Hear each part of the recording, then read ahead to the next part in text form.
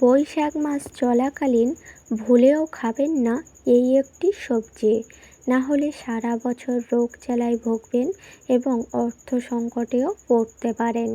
নমস্কার বন্ধুরা, আজ চলে এসেছি আরও একটি নতুন ভিডিও নিয়ে। আশা করছি ভগবানের আশীর্বাদে সকলে ভালো আছেন, সুস্থ আছেন। তো চলছে কিন্তু বৈশাখ মাস। এই মাসে কিন্তু আপনারা ভুলেও এই একটি সবজি মুখেও তুলবেন না, না হলে কিন্তু সারা বছর রোগ জ্বালায় ভুগবেন, অর্থ সংকটও হতে পারে। এই জন্য অবশ্যই করে এই সবজিটি থেকে আপনারা দূরত্ব বজায় রাখুন। ভুল করেও এই সবজিটি মুখেও তুলবেন না এই মাসে। তো বন্ধুরা, কোন সেই সবজি যা এই বৈশাখ মাস চলাকালীন খেতে নেই বা বাড়িতে আনতেও নেই, তা জানার জন্য অবশ্যই করে ভিডিওটি সম্পূর্ণ দেখতে হবে এবং আমার চ্যানেলে নতুন হলে অবশ্যই চ্যানেলটিকে সাবস্ক্রাইব করে পাশে থাকবেন এবং ভিডিওটি সম্পূর্ণ দেখতে থাকুন, একদমই স্কিপ না করে। তো সর্বপ্রথম বলি বন্ধুরা, চলছে কিন্তু বৈশাখ মাস, অক্ষয় মাস এটি। আর এই মাস চলাকালীন ভুল করেও যদি এই সবজিটি আপনারা খান বা বাড়িতে নিয়ে আসেন, তাহলে কিন্তু বাড়ির জন্যই অমঙ্গল হবে। অর্থ সংকটেও ভুগবেন এবং বাড়িতে নেতিবাচক শক্তিও আসবে এবং এই সবজিটি খাওয়ার ফলে সারা বছর রোগ জ্বালায় ভুগবেন। আপনারা যত ইনকাম করুন না কেন, আপনার হাতে কিন্তু টাকা পয়সা থাকবে না। সারা বছর রোগ জ্বালায় ভুগতে হবে এবং টাকাও আপনার হাতে থাকবে না। এই জন্য ভুল করেও এই সবজিটি বাড়িতে নিয়ে আসবেন না বৈশাখ মাস চলাকালীন। এই অক্ষয় মাসে এই সবজিটি থেকে দূরত্ব বজায় রাখতে হয় এবং যারা জানেন না কোন সেই সবজি, তা জানার জন্য কিন্তু ভিডিওটি আপনারা দেখে নিতে পারেন। অনেকেই জানেন, অনেকেই জানেন না যে কোন সেই সবজিটি যা খেলে এই বৈশাখ মাস চলাকালীন নিজেদের জন্যই অমঙ্গল হবে এবং বাড়ির জন্যও অমঙ্গল হবে। এই জন্য অবশ্যই করে এই সবজিটি থেকে দূরত্ব বজায় রাখতে হবে এই মাসটি চলাকালীন। আর এই সবজিটি ভুল করেও বাড়িতেও আনবেন না এবং মুখেও তুলবেন না। তার আগে বলি বন্ধুরা, বাংলা ক্যালেন্ডারের প্রথম মাস এটি, আর সেটিই হচ্ছে বৈশাখ মাস। এই বৈশাখ মাস হচ্ছে অক্ষয় তৃতীয়া নামেও পরিচিত। আর এই বৈশাখ মাস, অক্ষয় মাসে আপনারা যদি ভুল নিয়মে কোনো কিছু কাজ বা কোনো কিছু খাবার দাবারেরও কিছু বিধি নিষেধ রয়েছে, তা আপনারা যদি করেন, তাহলে কিন্তু হিন্দু শাস্ত্রে হিন্দু বাড়িতে নিজেদের বাড়িতেই কিন্তু অমঙ্গল ডেকে আসবে। এই জন্য অবশ্যই করে হিন্দু শাস্ত্রে হিন্দু বাড়িতে কিছু নিয়মবিধি আছে যা প্রত্যেকের মেনে চলাই উচিত। তার কারণ হচ্ছে হিন্দু বাড়িতে কিন্তু এমন কিছু নিয়মবিধি রয়েছে যা প্রত্যেকের মেনে চলাই উচিত। যেমন এই বৈশাখ মাস চলাকালীন অবশ্যই করে কিন্তু আপনারা বাড়িতে সবসময় পরিষ্কার পরিচ্ছন্ন করে রাখার চেষ্টা করবেন। বাড়িঘর, ঠাকুরঘর, রান্নাঘর সবসময় পরিষ্কার রাখবেন।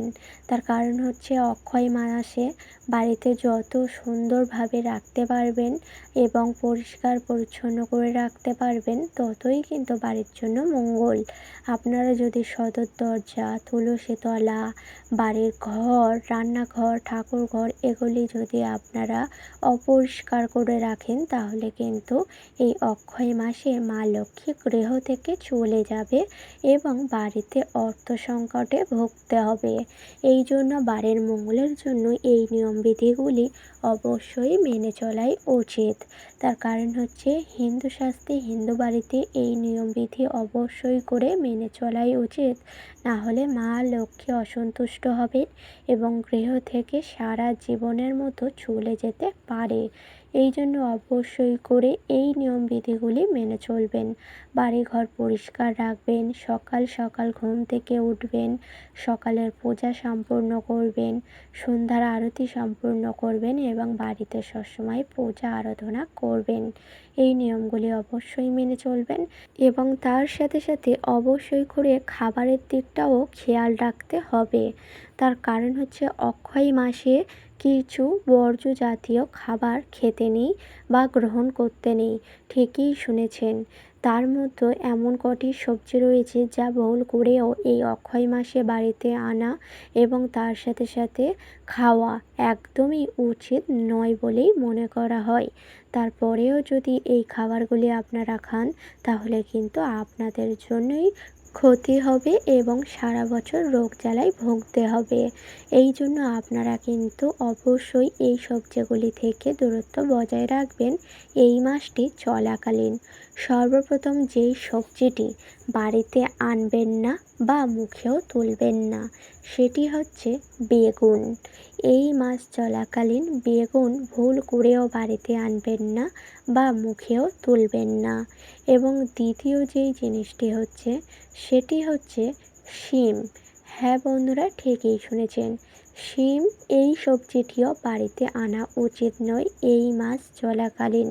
ভুলেও কিন্তু শিম এই মাসে খাবেন না, না হলে সারা বছর রোগ জ্বালায় ভুগবেন। এবং তৃতীয় যেই সবজিটি ভুল করেও বাড়িতে আনবেন না এই মাস চলাকালীন সেটি হলো মূলো। হ্যাঁ বন্ধুরা, ঠিকই শুনেছেন। এই মূলোও কিন্তু এই মাসে বাড়িতে আনা উচিত নয়। এই জন্য ভুল করেও এই তিনটি সবজি থেকে আপনারা দূরত্ব বজায় রাখুন। ভুল করেও এই তিনটি সবজি এই মাস চলাকালীন ভুলেও মুখে তুলবেন না। হ্যাঁ বন্ধুরা, এই সবজিগুলি কিন্তু ভুলেও মুখে তুলবেন না। বিশেষ করে বেগুন। বেগুন কিন্তু এই বৈশাখ মাসে ভুলেও বাড়িতে আনবেন না বা মুখেও তুলবেন না।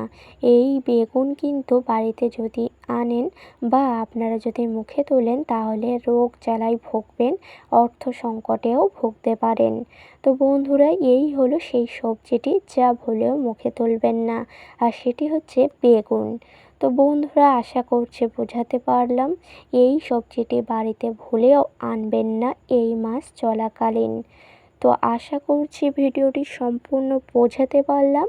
এই সবজিটি থেকে আপনারা দূরত্ব বজায় রাখবেন এই মাসটি চলাকালীন, না হলে কিন্তু আপনারাই অর্থকষ্টে ভুগবেন, রোগ জ্বালায় ভুগবেন। সারা বছর ইনকাম করলেও হাতে কিন্তু টাকা পয়সা থাকবে না। এই জন্য হিন্দু বাড়িতে হিন্দু অনুযায়ী কিছু নিয়মবিধি আছে, তা অবশ্যই করে মেনে চলবেন। তো বন্ধুরা, এই সবজিটি আপনারা ভুলেও এই মাসে মুখে তুলবেন না। তো আশা করছি ভিডিওটি সম্পূর্ণ বোঝাতে পারলাম। আজকের ভিডিওটি ছিল এই পর্যন্ত। ভিডিওটি ভালো লাগলে লাইক করবেন, শেয়ার করবেন, কমেন্টে লিখে যাবেন জয় মা লক্ষ্মীর জয়। এবং আমার চ্যানেলে নতুন হলে অবশ্যই চ্যানেলটিকে সাবস্ক্রাইব করে পাশে থাকবেন। পরের ভিডিও পাওয়ার জন্য সকলকে জানাই অনেক অনেক ধন্যবাদ। হরে কৃষ্ণ, রাধে রাধে।